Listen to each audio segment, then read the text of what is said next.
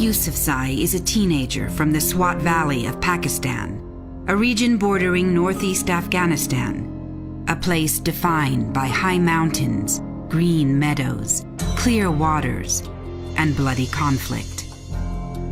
By the age of 12, Malala was an activist.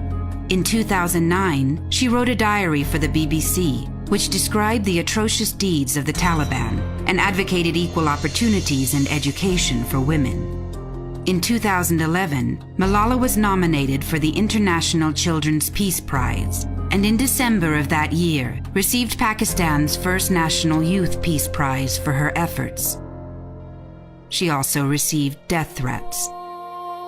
Malala was repeatedly warned by the Taliban to be silent, to immediately discontinue her public criticisms, and to stop speaking out for the rights of an obviously inferior gender. In the eyes of the Taliban, Malala and all women were to submit and accept their place in the order of things.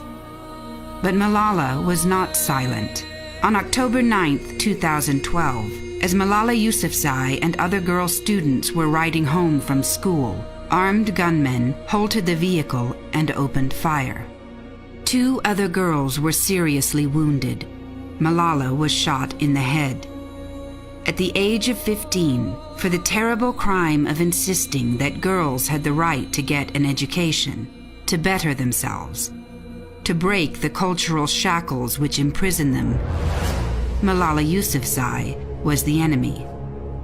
To the Pakistani Taliban, her words were as dangerous as any weapon of warfare because they challenged the order of things, because they insisted that fanatical men did not deserve to be the masters of her world, because they were spoken by a defiant, free, female voice. For this, the Pakistani Taliban declared war on a little girl, because she was the symbol of the infidels and obscenity. But Malala did not die. She escaped death by inches, and her recovery has inspired millions across the planet. Among the first public photos of Malala's recovery is this one, the young girl reading a book, a symbol of the very education the Taliban wishes to deny. Schools have been renamed for her. Petitions for girls' education are being circulated in her honor. And for the moment, millions of eyes are opened to the brutal, cowardly, oppressive cultures that seek to keep women's rights, to keep human rights, under their boot.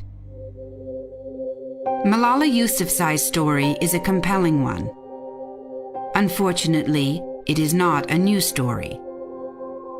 Every day, atrocities like this are committed around the world. And for thousands of years, tyrants have been terrified that those under their control will rise up and wield the most dangerous weapon of all, an idea. This is a critical moment. This horrific act of violence and oppression charges us to take a long, hard look at things and decide that we will not stand quietly as our fellow human beings are tortured and executed for the crime of thinking for themselves, that we refuse to be threatened into submission, and that we will not stop fighting until those oppressed are physically and intellectually free.